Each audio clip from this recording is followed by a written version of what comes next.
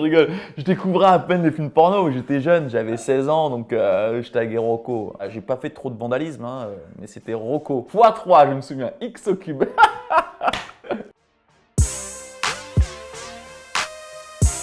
Salut, c'est Laurent Mestret et voici ma base sur Melty. Je sais pas si vous vous souvenez de la gamelle, tu devais taper dans un ballon et tu devais te cacher, etc. Mais mon premier sport en club, c'est le judo, parce que je voulais faire un art martial, vu que j'étais fan de Jean-Claude Van Damme. Mais le judo, Jean-Claude Van Damme, ça correspondait pas. Mais vraiment, mon sport de prédilection, ça reste la boxe française que j'ai commencé à 12 ans. Le morceau qui me donne toujours envie de m'entraîner, je crois que ça reste DMX, tu vois, ouais, les vieux morceaux de DMX à l'ancienne.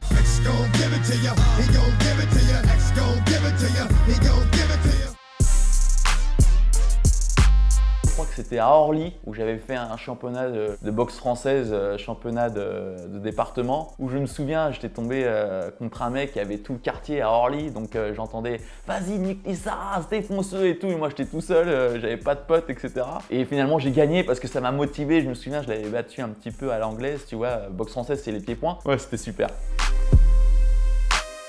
Je me souviens à l'époque de Gem de Michael Jackson où tu avais Michael Jackson et Michael Jordan face à face. Ça reste mon plus beau souvenir de poster qui était au-dessus de mon lit.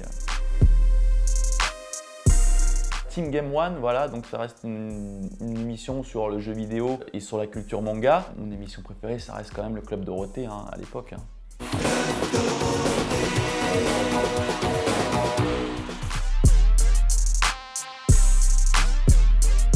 Je crois que c'est Bloodsport avec Jean-Claude Van Damme.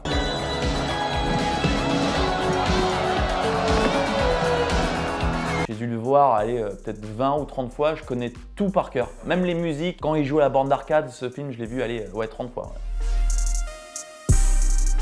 Ma danse préférée, ça reste la salsa, mais j'hésite aussi avec le locking, qui est un petit peu de la danse hip-hop, tu vois. C'est ce que j'ai commencé d'ailleurs en premier, ça reste le hip-hop et le breakdance. Mes genoux n'étaient pas trop d'accord. Le voguing aussi, c'est une danse qui est née à New York, dans les boîtes gays, où c'est des mouvements qui viennent du magazine Vogue, où c'est des poses photos. Donc il y a beaucoup de danse, mais quand même, donc salsa, locking, breakdance et voguing.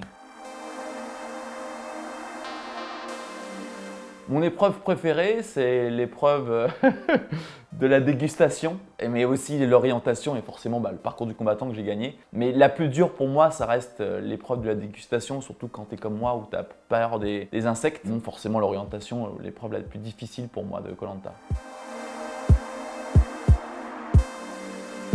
Mon premier tag, c'était Rocco, parce que j'étais un fan de films porno. Je rigole, je découvrais à peine les films porno, j'étais jeune, j'avais 16 ans, donc je taguais Rocco. J'ai pas fait trop de vandalisme, hein, mais c'était Rocco. x3, je me souviens, x au cube. Pas un fan de films de boule, mais je découvrais quoi. J'avais 18 ans, c'était à New York. Je rêvais d'aller à New York. Donc, je me souviens, on est parti avec un pote avec un sac vide chacun et on avait mis toutes nos économies pour acheter de la sape. Quoi. On allait à Brooklyn, à Harlem, on avait acheté là les sapes et tout, des pompes et tout. Après, ça a été le Brésil et après le Japon. C'était vraiment 3 destinations que je voulais faire absolument. Je m'étais donné les moyens pour partir dans ces 3 destinations. J'ai arrêté l'école assez tôt, le BEP Compta, justement pour vivre de mes passions. Je me souviens, j'avais fait la Société Générale, ma première pub, et je me souviens, j'étais parti au casting avec des photos de vacances. Je me dis, c'est quoi ça? Bah ouais, j'ai que ça comme photo. Donc j'ai été pris, hein, je me souviens, c'était un petit dépliant comme ça qu'on retrouvait à la Société Générale. Et j'avais fait une pub aussi, vous pouvez retrouver Laurent MMA. J'étais habillé en vacancier. Zéro trac, zéro blabla, MMA. Jean-Claude Van Damme et Arnold Schwarzenegger. Ils partent de loin, voilà, ils ont tout quitté pour partir à l'étranger, pour vivre de leurs rêves et je pense qu'il y a beaucoup de travail derrière et donc finalement c'est des superstars. Moi en fait c'est bizarre mais plus je suis dans un truc compliqué, c'est-à-dire on va me faire un saut de 100 mètres dans le vide, plus je vais être dans la difficulté, plus je vais gagner, je vais avoir le sourire. En fait d'être dans des moments un peu bizarres, tu vois, où je suis pas à l'aise, où ça me fait un peu stresser, c'est là où je vais m'éclater de rire quoi. Bizarre hein.